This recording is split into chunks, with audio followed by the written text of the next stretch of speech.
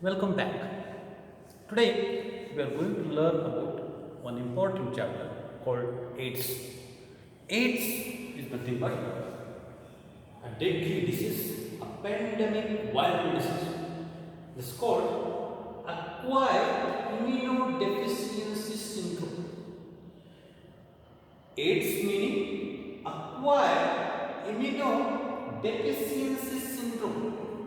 It is acquired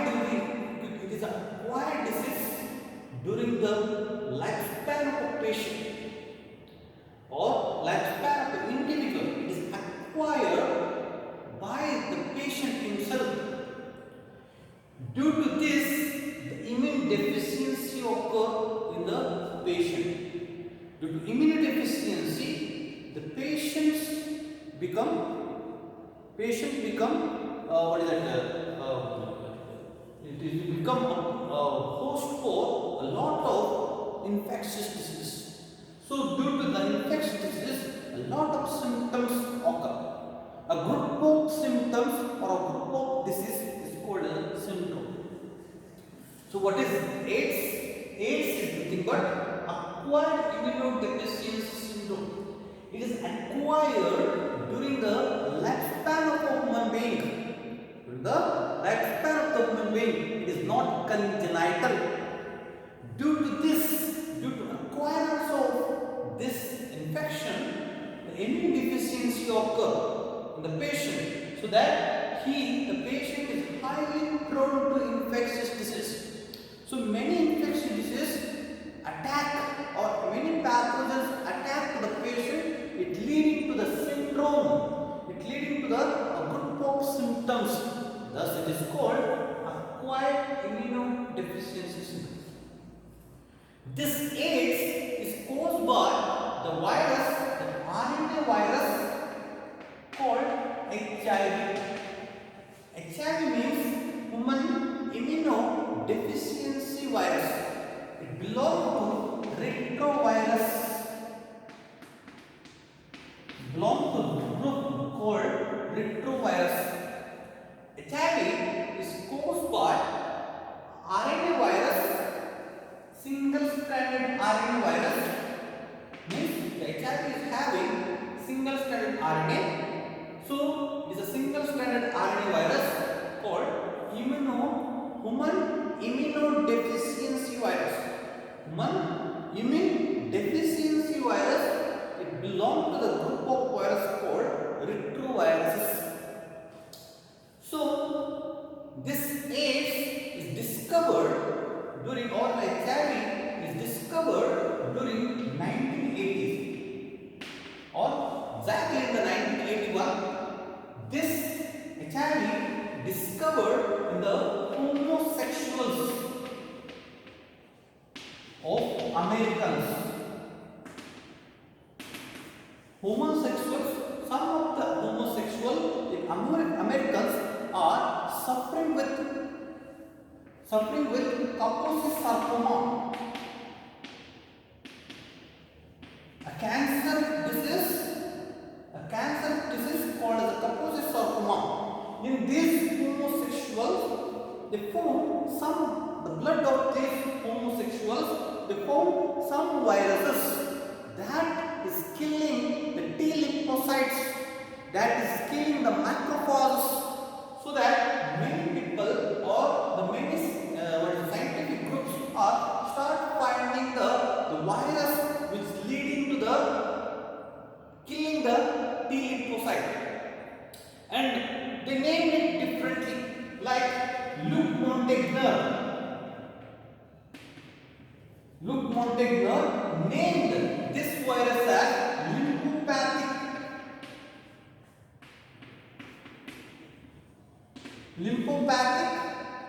associated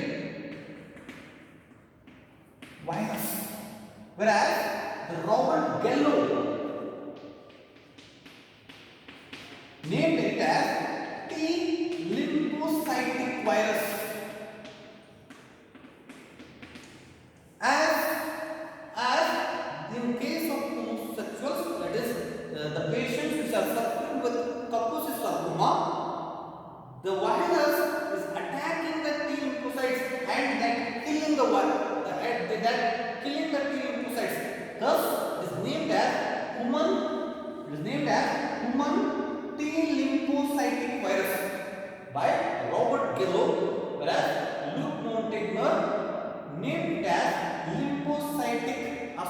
associated virus. And the disease is named as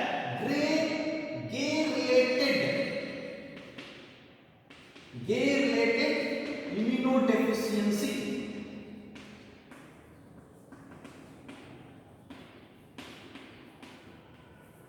syndrome. So this disease is discovered in the year 1981. The patients those are homosexual. They are suffering with the disease called as Kaposi sarcoma, the cancer, where the blood of these patients having some viruses that attacking the macrophages or T lymphocytes and killing them. The many scientists are working, a group of scientists are working on this virus and naming them differently. Like the Luke Montagnier named the virus lymphopathia associated virus, whereas Robert Gallo named the virus as human T lymphocytic virus. And the disease is named as gay-related immunodeficiency, as this disease acquired or this disease is present in the homosexual. Later, they found that this disease also spread in the heterosexuals, and the disease also spread by during the drug users, intravenous drug users, or mother to the child. Later, the virus is renamed. The virus is renamed as HIV. Later, the virus is renamed as HIV, human immunodeficiency virus. Human means it causes the immune deficiency in the human beings. The virus which causes the immune deficiency in the human being, thus it is named as human immunodeficiency virus. And the syndrome is renamed as acquired immunodeficiency, because due to it is acquired by the patient during his lifespan, and due to that the immune deficiency occurs and it leads to the syndrome, that thus it is named as acquired immunodeficiency syndrome. And the Luke Montagnier is said to be he is the scientist who found the HIV. So this is the related to the discovery of the HIV. Then how the AIDS spread? AIDS is spread by sex with the multiple partners, unknown partners, or unnatural sex, or it is also spread by using the or sharing the infected needles by intravenous drug users, or during the blood transfusion of the blood and blood products, or the infected mother to the baby. This way this disease or the AIDS is spreading. So it is not spread by the touch with the patient or the physical contact with the patient. The AIDS is spread only through or transmit only to the body fluids. Thus, the patient should not be isolated from the family and the society. So this is how the AIDS is spreading. Then we should know, or we should also learn about how the life cycle of HIV occurs. How the life cycle of HIV. We are going to learn. Let us know the life cycle of HIV. Already I mentioned that HIV is a single-stranded RNA virus. It is a single-stranded RNA virus.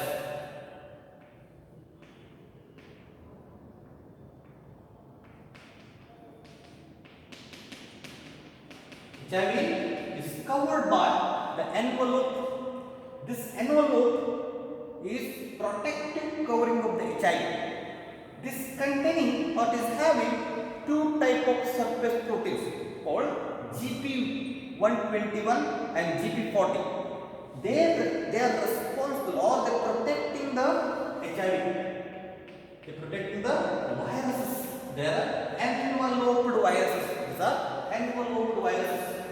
These HIV, when they enter into the host, they enter into the host cells. They attach to the host cells and they release the RNA. Already I mentioned that the HIV is the single-stranded RNA virus. See, this RNA get reverse undergo a process called as the reverse transcription. So HIV inject his RNA, his genome. The genome is single-stranded RNA.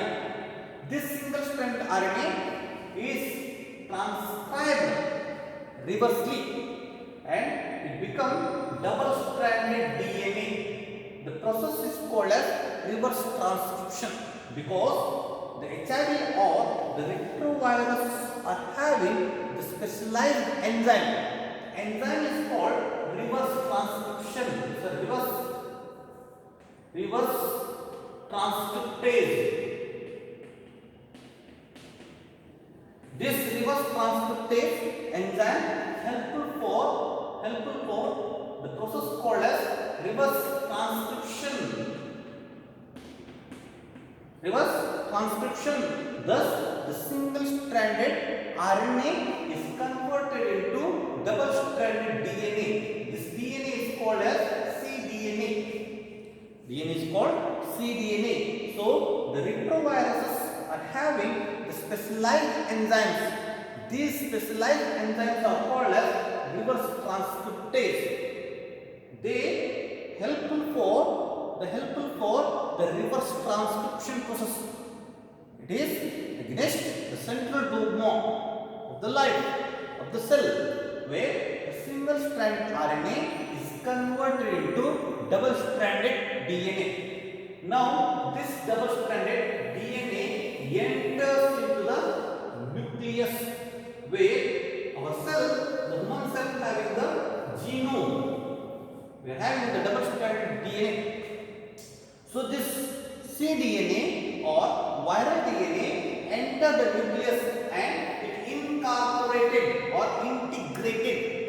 It is incorporated or integrated into the host DNA. Host DNA. The process is called as incorporation or integration of cDNA into the genome of a human cell. DNA of a human cell. So, one enzyme responsible for this process is called as integrase. Integrase is the enzyme which is involved in the integration process or what is that? Incorporation of the viral DNA into the human DNA. And this, now the DNA is called as the provirus. The virus undergo latency period. So undergo lysogenic phase, means the viral DNA remain in the cell of the T lymphocyte or the macrophage for a longer period of time.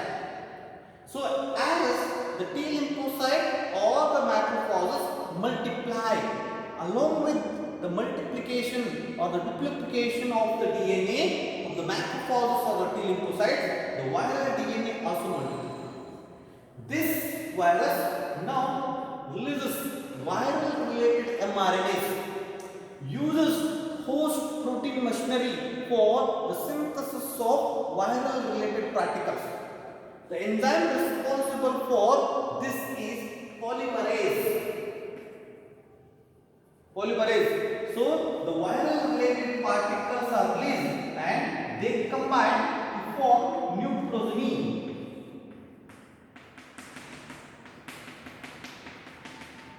And this nucleosome is released.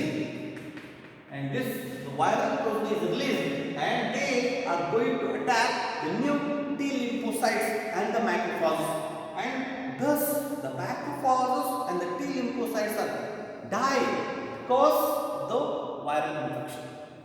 So what is the life cycle of HIV? The first step, HIV comes and binds to the surface of the macrophage, or it attaches the macrophages of the T lymphocytes. They have the receptor site called CD4 and CD8. So when they attach, they releases they inject the viral RNA.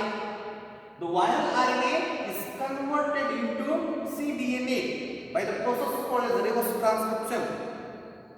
So the reverse transcriptase enzyme involved in this process. Such formed viral DNA is entered into the nucleus, where it go and incorporated into the host DNA. The process is called as incorporation, and the integrase is the enzyme involved in this process. And thus this DNA is called as a provirus.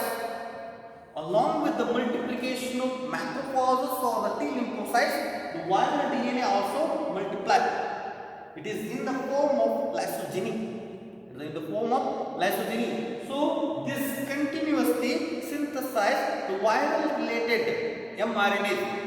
The viral related mRNA, what they do? They use the host protein machinery for the synthesis of viral related particles, viral related proteins. The polymerase is the enzyme involved in this process.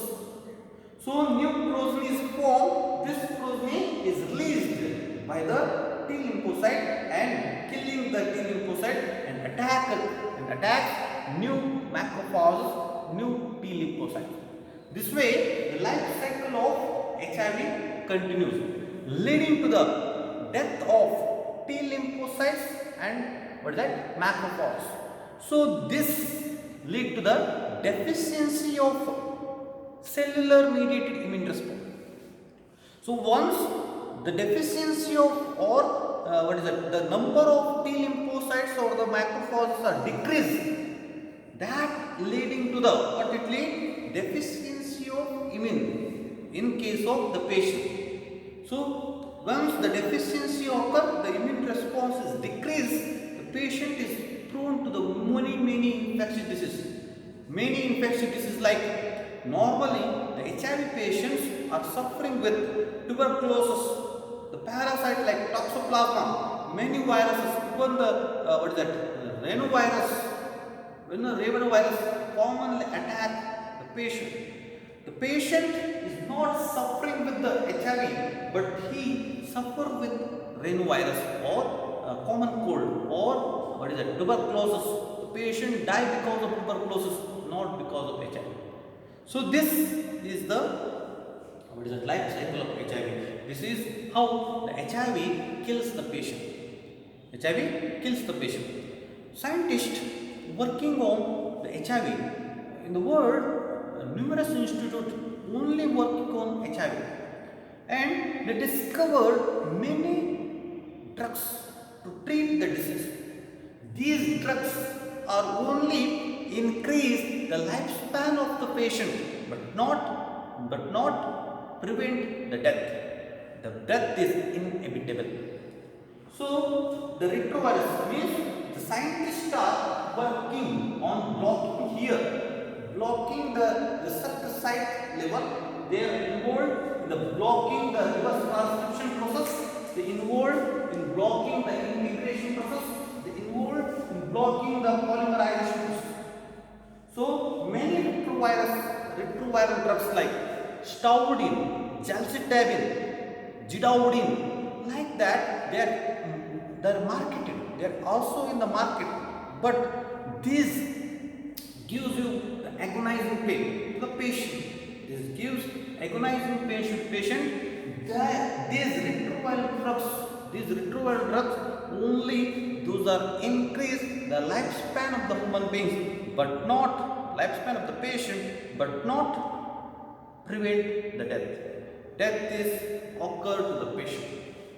So like that. So how we have to prevent this? How we have to prevent this? See, we know that the HIV infection is spreading by unconscious behavior of the patient. It is not the society. The behavior of the society? It is spreading. So ignorance is the main reason behind the HIV spread. So it is rightly said, don't die of ignorance. It is rightly said, don't die of ignorance. Don't die of ignorance.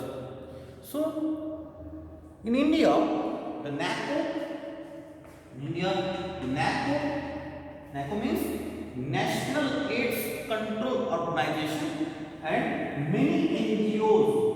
In India, the NACO, National AIDS Control Organization, and NGO, many NGOs are combinedly working to prevent the spread of HIV, the spread of AIDS. The WHO taking many steps to control the spread of AIDS, like they prevent, they are not allowing or they ensuring disposable use of disposable needles and syringes in the private hospitals and the clinics. They are reducing the drug abusers. They are ensuring or supporting the safe sex, regularly checking off susceptible patients. Then they are checking off the blood banks or the blood is free from the HIV. So many many steps taken by the WHO to control the HIV. Sir, then you may ask me, how we are going to check the patient or how the diagnose the disease? The many tests are available in the hospitals, like ELISA, enzyme linked immunosorbent assay is an assay, and also blotting techniques, and also the Tridod method are used to diagnose the disease or to used for testing the patient whether he is suffering with the HIV or not.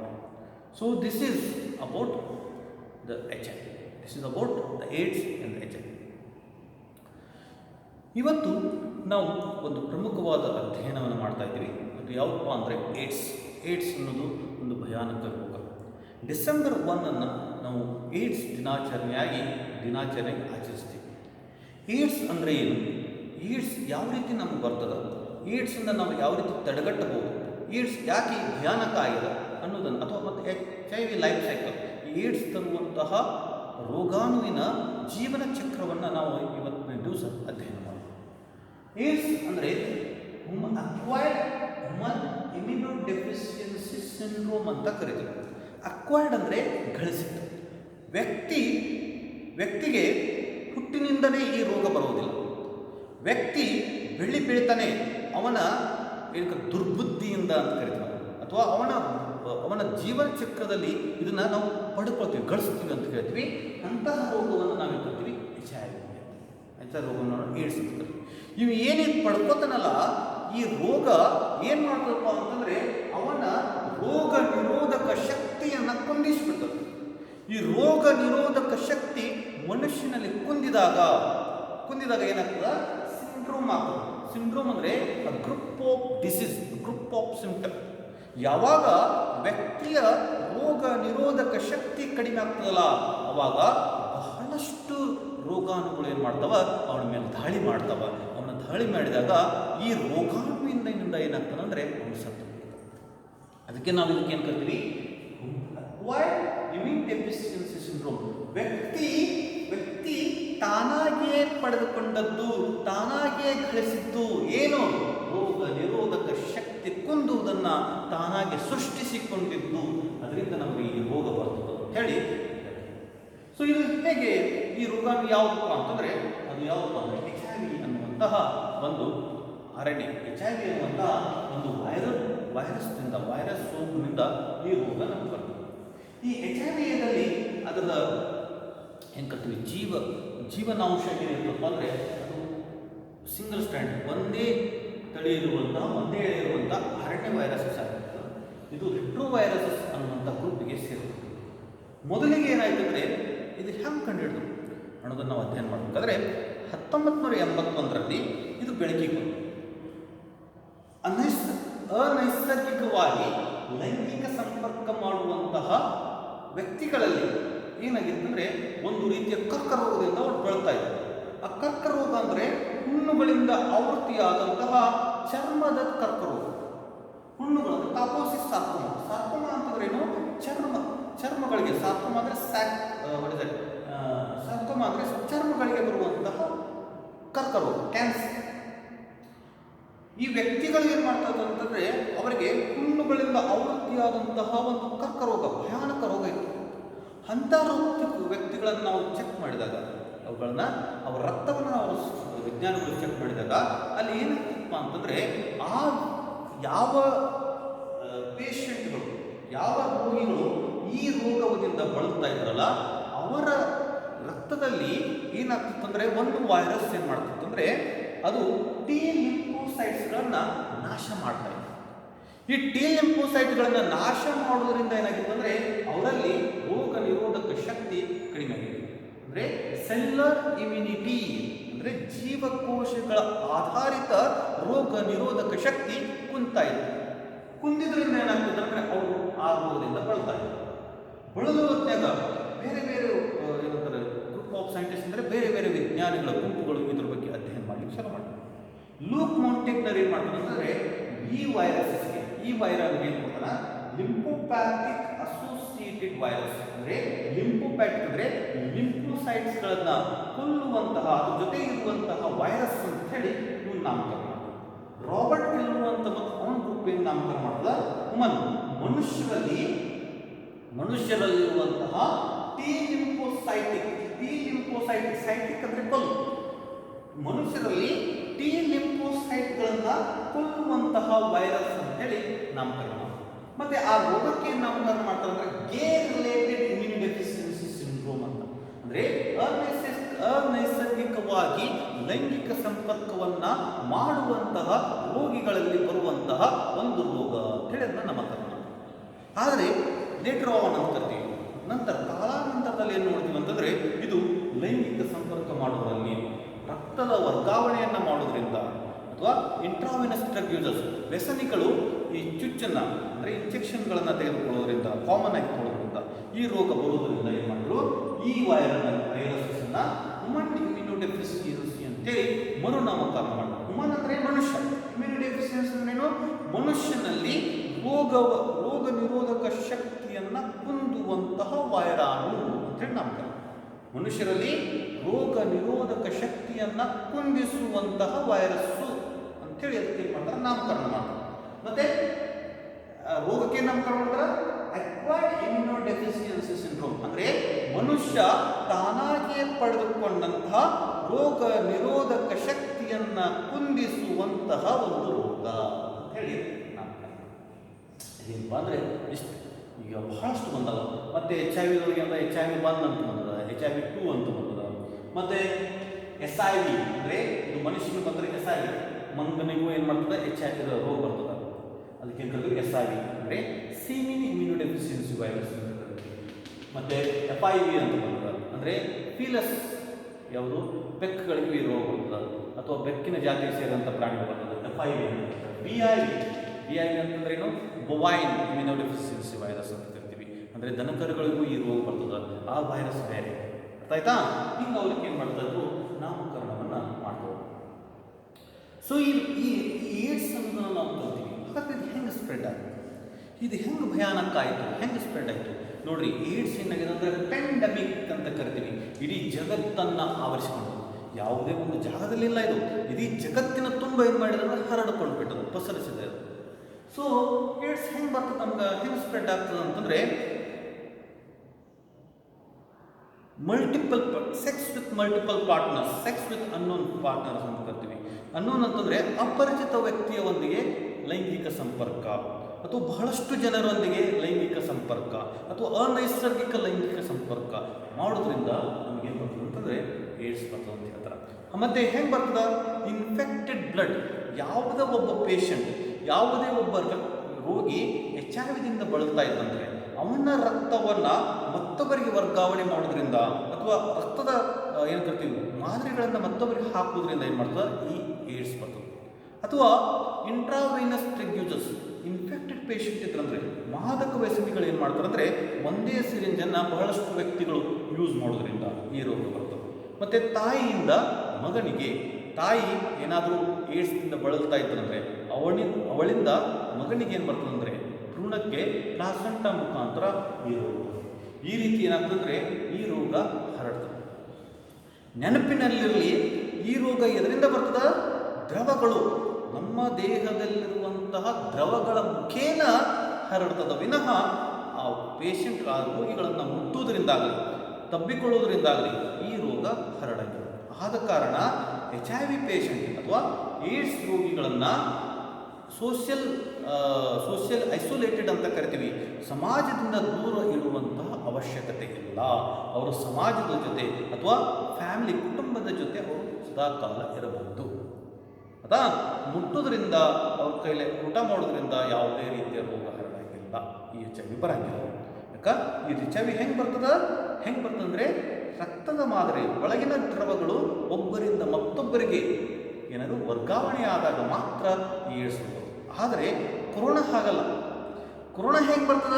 ವ್ಯಕ್ತಿ ಬರೀ ಉಸಿರು ತೊಗೊಂಡ್ರೆ ಬರ್ತದ, ಗಾಳಿ ಅಂಕೆನ ಹರಡ್ತದದು. ಉಸಿರು ತೊಗೊಂಡ್ರೆ ಬರ್ತದ, ವ್ಯಕ್ತಿಯನ್ನು ಮುಟ್ಟೋದ್ರಿಂದ ಬರ್ತದ.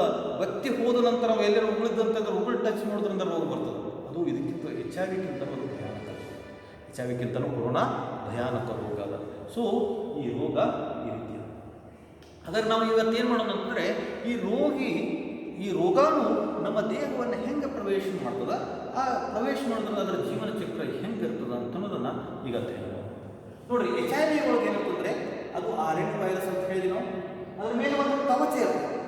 ಆ ಕವಚ ಇರೋದ್ರಿಂದಲೇ ಅದು ಇಷ್ಟು ಪ್ರೊಟೆಕ್ಟ್ ಆಗಿದೆ. HIV ಮೇಲೆ ಸರೋಗಿಗೆ ಅಂತ ಒಂದು ಕವಚ ಇರ್ತದೆ. ಆ ಕವಚದ ಮೇಲೆ ಸ್ಪೈಕ್ ಇರ್ತದೆ. ಸ್ಪೈಕ್ ಅಂದರೆ ಮುಳ್ಳಿನ ಹಾಸಿಗೆ.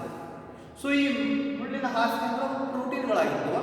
GP120 ಮತ್ತು GP40 ಅಂತೇಳಿ ಅವೇನಿರ್ತಾವೆ ಅಂತಂದರೆ ಪ್ರೋಟೀನ್ಗಳನ್ನು ಹೊಂದಿದಂಥ ಒಂದು ಕವಚ ಅದಕ್ಕಿರ್ತದೆ. ಈ ಕವಚ ಇರುವುದರಿಂದ ಏನು ಮಾಡ್ತದೆ ಅಂತಂದರೆ ಇದು ಇಷ್ಟು ತನ್ನನ್ನು ತಾನು ಪ್ರೊಟೆಕ್ಟ್ ಮಾಡ್ತದೆ.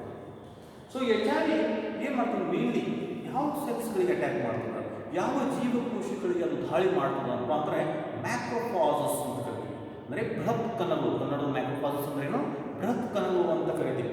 ಅಥವಾ ಟಿಗೆ ಮಾತ್ರ ದಾಳಿ ಯಾಕೆ ಮಾಡ್ತದೆ ಅಂತಂದರೆ ಈ ಟಿ ಲಿಂಫೋಸೈಟ್ಸ್ಗಳ ಮೇಲೆ ರಿಸೆಪ್ಟರ್ಸ್ಗಳಿರ್ತವೆ. ಅಂದರೆ ಆ ವೈರಸ್ಸು ಬಂದು ಕೂಡಲಿಕ್ಕೆ ಅಟ್ಯಾಚ್ಮೆಂಟ್ ಆಗಲಿ ರಿಸೆಪ್ಟರ್ ಇರೋದ್ರಿಂದ ಮಾತ್ರ ಏನು ಮಾಡ್ತದೆ ಅಂದರೆ ಈ ದಾಳಿ ಮಾಡಲಿಕ್ಕೆ ಅವಕಾಶ. ಸೊ ಯಾವಾಗ ಬಂದ್ಬಿಡ್ತದೆ CXCR4 CCR5 ಅಂತೇಳಿ 2 ರಿಸೆಪ್ಟರ್. ಸೊ ಬಂದು ಯಾವಾಗ ಹೋಗ್ತದಲ್ಲ ಅದೇನು ಮಾಡ್ತದೆ? ಇಂಜೆಕ್ಟ್ ಅದೇನು ಮಾಡ್ತದೆ? ತನ್ನ RNAವನ್ನು ಏನು ಮಾಡ್ತದೆ? ಒಳಗೆ ಬಿಡ್ತದೆ. ಬಿಟ್ಟಾಗ ಅದೇನಿರ್ತದೆ? ಸಿಂಗಲ್ ಸ್ಟ್ಯಾಂಡರ್ಡ್, ಒಂದೇ ಇಳೆಯಾಗಿದೆ single standard RNA.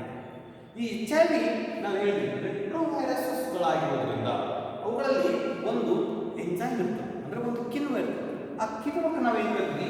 Reverse transcriptase enzyme. ಈ ರಿವರ್ಸ್ ಟ್ರಾನ್ಸ್ಕ್ರಿಪ್ಟೇಸ್ ಎಂಜೈಮ್ ಏನು ಮಾಡ್ತದೆ ಅಂತಂದರೆ ಈ ಸಿಂಗಲ್ ಸ್ಟ್ಯಾಂಡರ್ಡ್ RNAಯನ್ನು ಕನ್ವರ್ಟ್ ಮಾಡಿ ಡಬಲ್ ಸ್ಟ್ಯಾಂಡರ್ಡ್ DNA ಆಗಿ ಕನ್ವರ್ಟ್ ಮಾಡ್ತದೆ. ಅಂದರೆ ಸಿಂಗಲ್ ಸ್ಟ್ಯಾಂಡರ್ಡ್ RNA ಇಂದ ಏನು ಮಾಡ್ತದೆ? ಡಬಲ್ ಸ್ಟ್ಯಾಂಡರ್ಡ್ DNA ಆಗಿ ಕನ್ವರ್ಟ್ ಮಾಡ್ತದೆ. ಇದು ಸ್ಪೆಷಲ್ ಎಂಜೈಮ್ ಇರ್ತದೆ. ಸೊ ಎಂಜೈಮ್ ಕರಿತೀವಿ ಪ್ರೊಸೆಸ್ ರಿವರ್ಸ್ ಟ್ರಾನ್ಸ್ಕ್ರಿಪ್ಷನ್ ಅಂತ ಕರಿತೀವಿ. ಸಿಂಗಲ್ ಸ್ಟ್ಯಾಂಡರ್ಡ್ RNA ಇದೇನಂತ ಡಬಲ್ ಸ್ಟ್ಯಾಂಡರ್ಡ್ DNA. ಈ ಡಬಲ್ ಸ್ಟ್ಯಾಂಡರ್ಡ್ DNA ಅಂತ ನಾವು cDNA ಅಂತ ಕರಿತೀವಿ, ಕಾಂಪ್ಲಿಮೆಂಟರಿ DNA. ಸೊ cDNA ಅಂದ್ರೇನು? Complementary DNA. ಈ DNA ಏನು ಮಾಡ್ತದ? ಸುಮ್ಮನೆ ಕೊಡಂಗಿಲ್ಲ, ನ್ಯೂಕ್ಲಿಯಸ್ ಒಳಗಡೆ ಅಂದರೆ ಜೀವ ಕೇಂದ್ರಕ್ಕೆ ಹೋಗ್ತದೆ. ಜೀವಕೋಶದ ಕೇಂದ್ರಕ್ಕೆ ನ್ಯೂಕ್ಲಿಯಸ್ ಒಳಗಡೆ ಹೋಗಿ ಅಲ್ಲಿ ಈ ಮ್ಯಾಕ್ರೋಫಾಜಸ್ ಟಿ ಲಿಂಫೋಸೈಟ್ಸ್ ಏನಿರ್ತಂದ್ರೆ DNA ಇರ್ತದೆ. ಆಯ್ತಾ? ನಮ್ಮದೇ ಒಂದು DNA ಇರ್ತದೆ. ಆ DNA ಒಳಗೆ ಏನು ಮಾಡ್ತದೆ? ನುಸುಳುಕೊಳ್ತದ. ಇದಕ್ಕೆ ಇಂಟಿಗ್ರೇಸ್ ಅನ್ನುವಂಥ ಎಂಜೈಮ್ ಈ ನುಸುಳಿಕೊಳ್ಳುವ ಪ್ರಕ್ರಿಯೆಯಲ್ಲಿ ಏನು ಮಾಡ್ತದೆ? ಸಹಾಯ ಮಾಡಿ ಏನು ಮಾಡ್ತಂದ್ರೆ ಈ ನುಸುಳಿಕೊಂಡು ಏನು ಮಾಡ್ತದೆ? ಈ ವೈರಸ್ ಇಲ್ಲೇ ಉಳಿತದೆ. ಯಾವಾಗ ಈ ಮ್ಯಾಕ್ರೋಫಾಜಸ್ ಆಗಲಿ ಟಿ ಲಿಂಫೋಸೈಟ್ಸ್ಗಳು ತಮ್ಮ ಏನು ಮಾಡ್ತಾರೆ? ಸಂತಾನೋತ್ಪತ್ತಿ ಅಂತ ಕರಿತೀವಿ. ತಮ್ಮ ಜೀವನ ಚಕ್ರವನ್ನು ಮಾಡಿದಾಗ ಒಂದಿದ್ದು 2 ಆದ ರೆಪ್ಲಿಕೇಶನ್ ಸೆಲ್ ಸೈಕಲ್ ಆಗ್ತದಲ್ಲ, ಆ ಸಮಯದಲ್ಲಿ ಸಹಿತ ವೈರಸ್ ಏನಾಗ್ತದೆ? Life cycle. ಸೊ ಈ ರೀತಿಯ DNA ನಾವು ವಿಪ್ರೋ ವೈರಸ್ ಅಂತ ವೈರಸ್ಗಳನ್ನ ಹೊಂದಿದಂತಹ ಜೀವನಾಂಶ ಅಂತ ನಾವು ಕರಿತೀವಿ.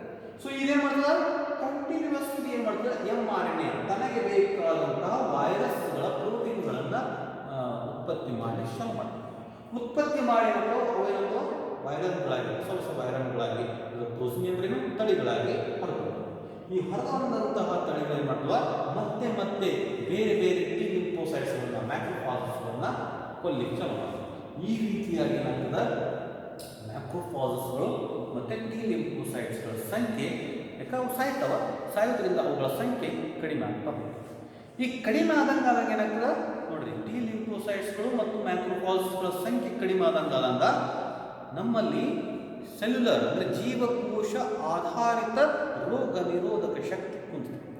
ಜೀವಕೋಶ ಆಧಾರಿತ ರೋಗ ನಿರೋಧಕ ಶಕ್ತಿ ಕುಂದುವುದರಿಂದ ಏನಾಗ್ತದೆ, ಬೇರೆ ಬೇರೆ ರೋಗಾಣುಗಳು ಇನ್ಫೆಕ್ಷಸ್ ಡಿಸೀಸ್ ಅಂತ ಕರಿತೀವಿ, ಸೋಂಕನ್ನು ಉಲ್ಬಣ ಮಾಡುವಂಥ ಬೇರೆ ಬೇರೆ ರೋಗಾಣುಗಳು ಅಟ್ಯಾಕ್ ಮಾಡ್ತವೆ, ದಾಳಿ ಮಾಡಿ ಯಾಕಂದ್ರೆ ನಮ್ಮಲ್ಲಿ ರೋಗ ನಿರೋಧಕ ಶಕ್ತಿನೇ ಇರಲ್ಲ. ಸೊ ಕಾಮನೆಸ್ಟ್ ನೆಗಡಿ ತರುವಂಥ ಒಂದು ವೈರಸ್ ಇತ್ತಂದರೆ ನಮ್ಮಲ್ಲಿ ಬೇರೆ ಬೇರೆ ವ್ಯಕ್ತಿಗಳಲ್ಲಿ ಅದು ಒಂದು ವಾರ ಕಡಿಮೆ ಆಗ್ತಿತ್ತಂದರೆ HIV ಪೇಷಂಟ್ಗಳಲ್ಲಿ ಅದು ಜಲ್ದಿ ಕಡಿಮೆ ಆಗಿಲ್ಲ. ನೋಡಿರಿ, 90% HIV ಪೀಪಲ್ಗಳು ಎದರಿಂದ ಸಾಯ್ತಾರಪ್ಪ ಅಂದರೆ ಟ್ಯೂಬರ್ಕ್ಲೋಸಿಸ್ ಕ್ಷಯರೋಗದಿಂದ ಸಾಯ್ತಾರೆ. ಟಾಕ್ಸೋಪ್ಲಾಸ್ಮಾ ಬೇರೆ ಬೇರೆ, ಕೆಲವೊಂದು ಜನ ಧನುರ್ವಾಯುದಿಂದ ಸಾಯ್ತಾರೆ, ಕೆಲವೊಂದು ಜನ ಏನಂತಾರೆ ಟಿಟ್ಯಾನಸ್ದಿಂದ ಸಾಯ್ತಾರೆ.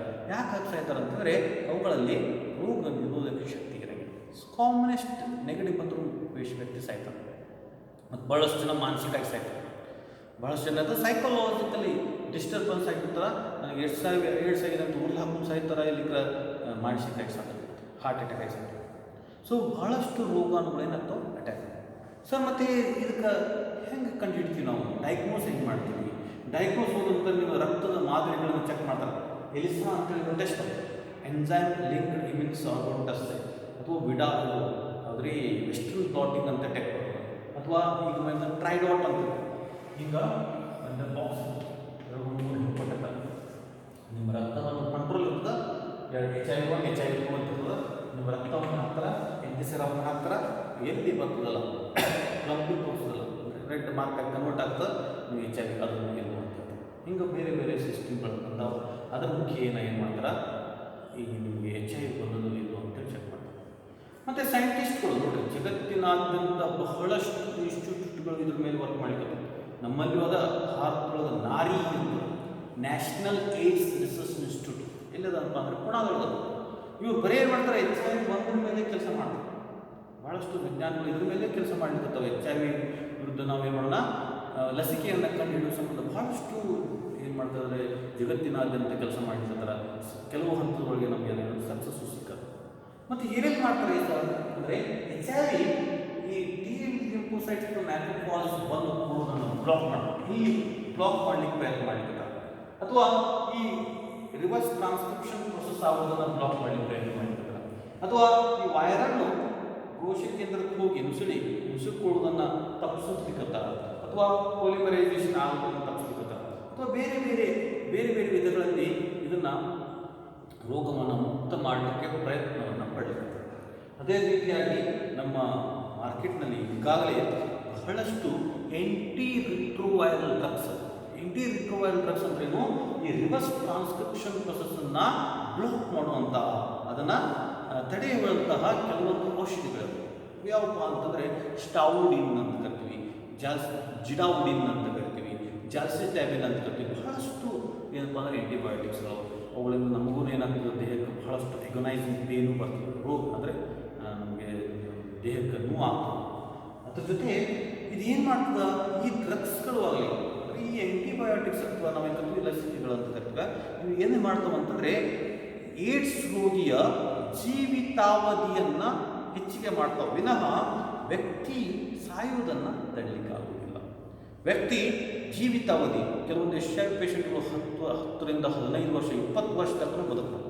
ಅವ್ರಿಗೆ ಕಾಮನ್ ನೆಗಡಿ ಆದರೆ ಅವ್ರು ಹಾಸ್ಪಿಟ್ಲಿಗೆ ಹೋಗಿ ಟ್ರೀಟ್ಮೆಂಟ್ ತೊಗೊಂಡ್ರು ಅಂತ ಕೊಡಿ, ಅವ್ರು ಗಟ್ಟಿ ಧೈರ್ಯ ಇತ್ತು ಅಂತಂದರೆ ಅವ್ನು 15ರಿಂದ 20 ವರ್ಷ ತನಕ HIV ಆದರೂ ಅಂದರೆ ಏಡ್ಸ್ ಆದರೂ ಬದುಕಬಹುದು. ಆದರೆ ಅದರ ಏನಿದೆ, ವ್ಯಕ್ತಿ ಸಾಯುವುದನ್ನು ತಡಲಿಕ್ಕೆ ಸಾಧ್ಯ ಇಲ್ಲ. ಈ ಡ್ರಗ್ಸ್ಗಳು ಏನು ಮಾಡ್ತಾವೆ, ವ್ಯಕ್ತಿಯ ಜೀವಿತಾವಧಿಯನ್ನು ಹೆಚ್ಚಳ ಮಾಡ್ತಾವೆ ವಿನಃ ಅವುಗಳನ್ನು ತಡೆಯಲು ಸಾಧ್ಯ.